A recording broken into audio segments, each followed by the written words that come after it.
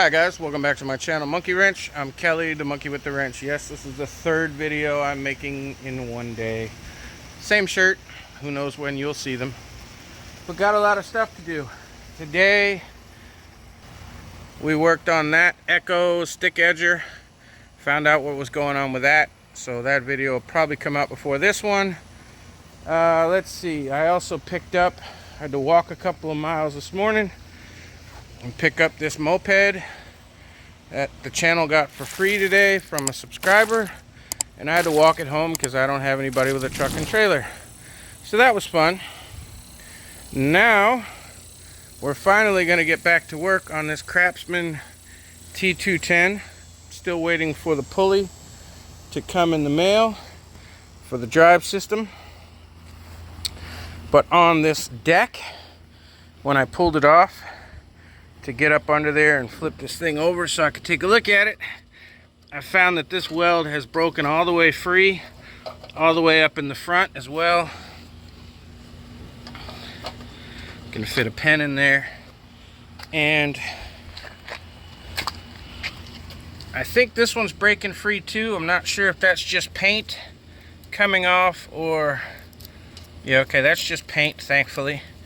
So what we're going to do is take the grinder and we're going to clean up all this paint. I'm going to take this spring off, get it out of the way. We're going to clean up the underside here, the edge, this. We're going to knock that back down with a sledgehammer. And with my crappy $50 Harbor Freight welder and my abysmal welding skills, I'm going to weld that back together so that I can put this deck back on this Craftsman when we get the new drive pulley and we get the new belt, which will be a different video.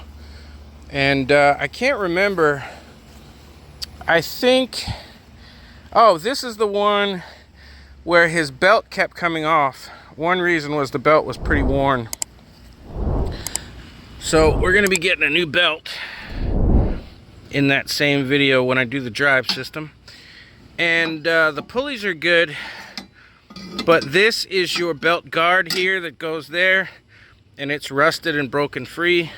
So I'm going to have to modify that so that I can reattach that.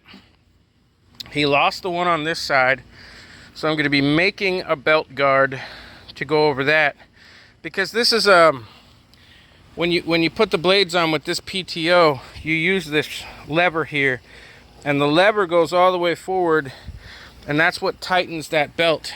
It's not spring loaded with a PTO clutch electric.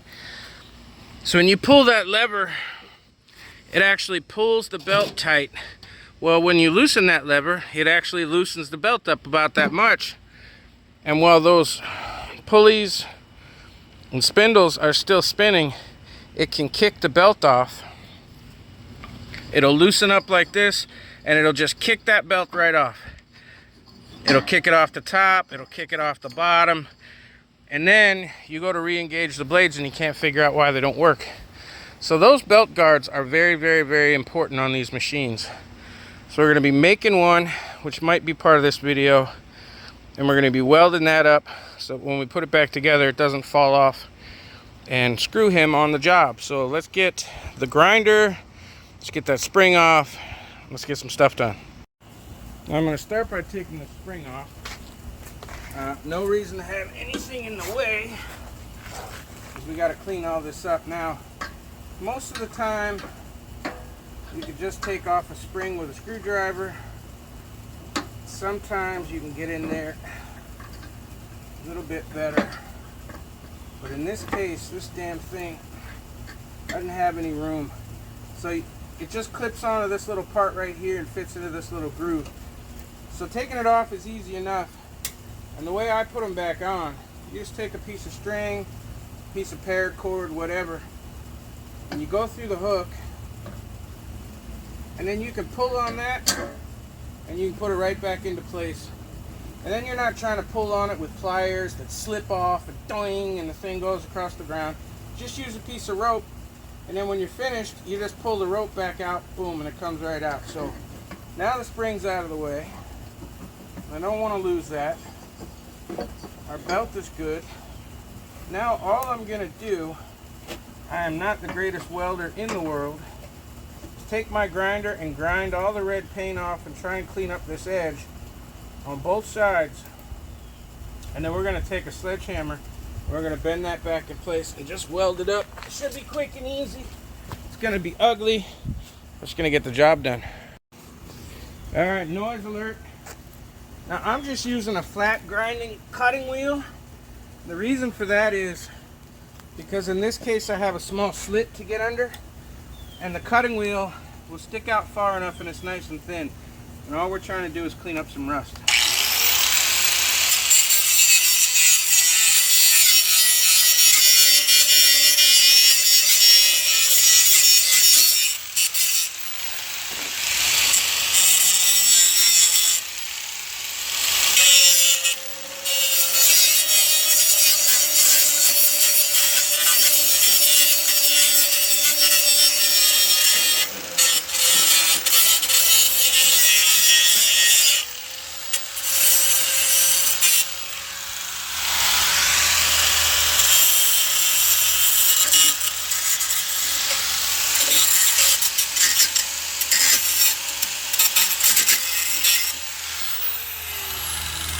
Now there's only so much you can clean up, and there's only so much you can get to.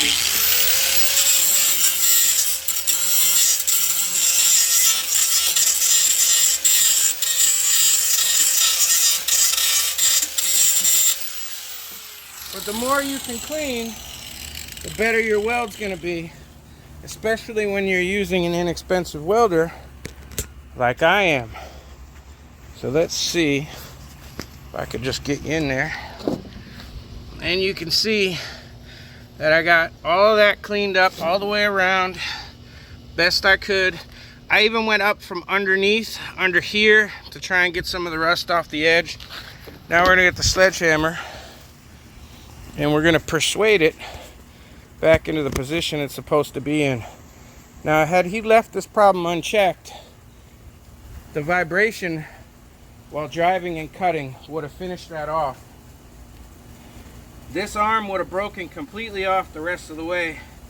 The deck would have hit the ground, and then he would, and he's 70 some years old, he would be trying to undo the deck in whatever field he was in, or try and get some rope, put it around here and tie the deck up just so he could drive it, get it on his trailer, whatever.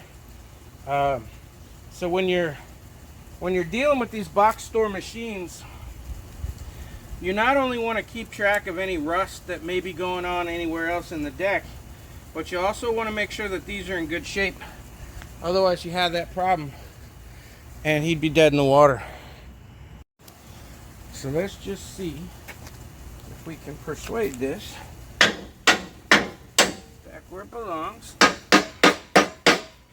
we go.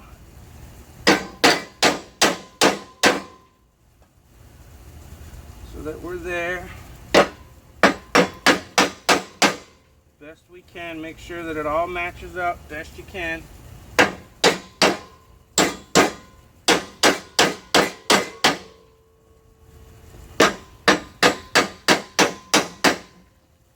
And now I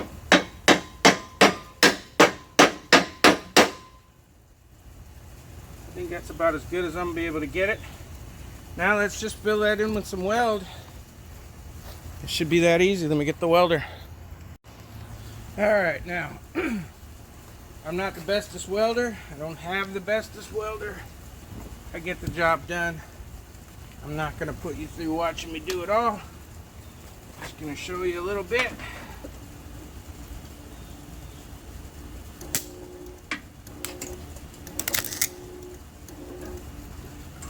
Ground is not good enough. What can I ground this to?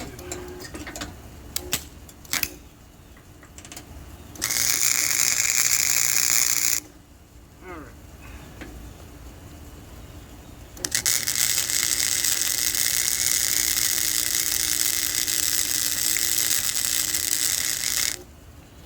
Now I can't weld for very long or I'll pop my breaker. But as you can see, I do my welding myself, so I'm going to weld this up and I'll get back to you. Well, there she blows. Like I said, it wouldn't be pretty, but it's all welded up all the way around. The shinier bits are the ones that I welded the second time around, so the dirtier slag bits. It was completely welded all the way across, all the way around, and there was a couple of spots there that I just touched up at the end. But it's all welded back together everywhere that it had split. It's back in its correct position. I know when you look at it, one of them is facing that way and the other one's facing that way and sideways. But when I bent it back, I put the exact cut or break right against the deck. So it just went back right where it was supposed to, nice and flush. So that's how it's supposed to be. So all I'm going to do now, put my spring back on, and that only took me about 15 minutes or so. No big deal, cheap welder, easy enough to do. I'm actually going to wait until this cools off a little bit more, and I'm going to shoot this with just a little bit of black spray paint. I may even have some red, but I'm just going to shoot it with a little bit of paint to kind of give it a little bit of protection from the rain, from Florida's moisture. He doesn't care what it looks like. He just kind of wants it to hold. So that is what we're doing. Uh-oh. That went down just a tad bit more. There we go. This piece back here, you can't see it, but I tapped on this, and this actually is on a screw, a bolt, so it pivots a little. That's all that was. Now I can get my spring back on there, pull my string out. My spring is where it's supposed to be, and now my lever works just fine. This is where your PTO clutch, your PTO lever connects, so that when you pull it, it puts tension on the belt. This goes to the front of the machine up there. So it pulls it backwards right through here. It puts tension on the belt and also takes the brake off the spindle at the same time. And that's exactly what it's supposed to do. And this spring here is what pulls it back and makes your braking gauge on your spindle. And it is just that easy. I'm not sure why this one is turned around. That's a little weird. I may mess with that. You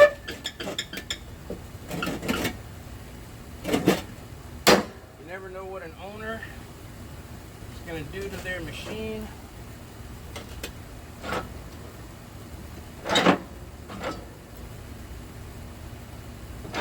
This brake pad, I thought, was supposed to be against this spindle, just like this one is against this spindle. But the way it's set up, it doesn't exactly work that way, does it?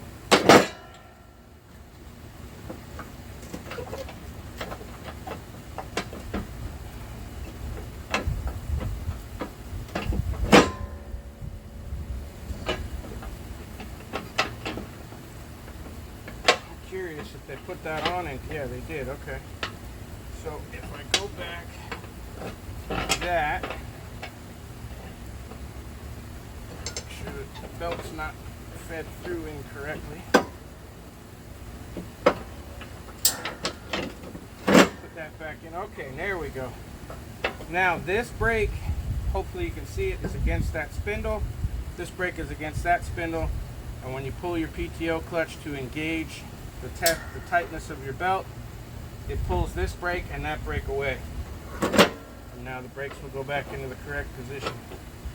It's a little strange, but okay. Everything's back in place. This is a little bit worn out. There's a slug right here. If you take this bolt, there's a bolt on the underside of the deck. You take that apart, this round slug right here is worn out. I can tell because this is going up and down, but it's not going to hurt anything, because all this does put tension on your belt, and your belt spinning is going to hold this pulley exactly where it wants to be, and in that position it barely goes up and down. That is something that will have to be addressed at some point. He beats the crap out of these machines, but it's not something that we're going to address right now. The welding is done. This is back in place. That's back in its correct place. This is all back in the correct place. This is where the PTO plugs on. The spring goes over underneath through here, back on there to pull that nice and tight, and we are good to go. All that's left is going to be fixing this back where it belongs, and I don't know exactly what I'm going to do with that yet. I may just drill some new holes in it,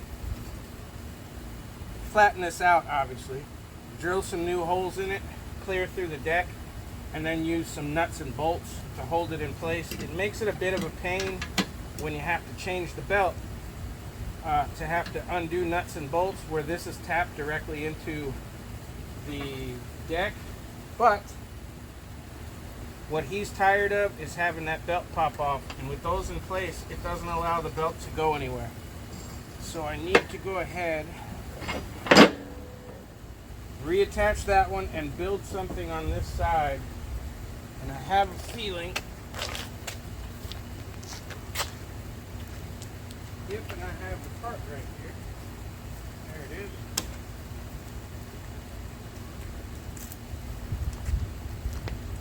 I'd like to obviously get Indiana Jones whip wrapped around my fucking leg. All that belt guard does is stop this belt from coming off the side and flipping off. So if I can do that with something along those lines, then that's what I'm going to do. Now clearly doesn't have to be very strong. This is not quite wide enough, but what I'm going to do probably is cut this in half. This is a hanger that goes in a riding mower, and that's where you put your battery, and there's usually two of them, and you put your battery in there. So I have spares of these, so what I'm going to do is cut this in half, and basically I'm going to bolt it on one side so that it basically goes almost right up to that pulley and stops that belt from flopping off. And I just haven't figured out exactly. I may do something along those lines, still cutting it in half but doing it that way so that it goes up close to the spindle and does not allow that belt to flop off. You don't want it to hit your spindle. You need, you know, maybe 1/8 of an inch in between it, maybe 1/4 of an inch. So I'll probably do that, drill a hole on each side, or maybe even use the holes that are already there, drill a hole in this, set that where it needs to be, and then all that's going to do is stop that belt from flopping around. So I don't know if it'll be part of this video or not. It might be. In the very least, I'll show a short of it. And if I cut this in half and put a little bend on this side, it'll kind of come up and go over, and it'll look like a Z, and it'll just go over it and hold that belt from flopping off. Because believe it or not, buying these belt guards, these things are expensive, if you can even find them. I might look them up, see what I can find. I don't know. Anyway, that's where we're at. The welding's done. I'm putting my tools away. It's a little late in the afternoon. In case this is the end of the video, thanks for watching. Thanks for hitting the subscribe button. Please give this video a big thumbs up. The more thumbs up we get, the more new people find me that don't even know they like me yet. So thank you for the amazing growth. Thank you for watching. There might be another part of this video, so don't turn it off yet. But I'll see you soon.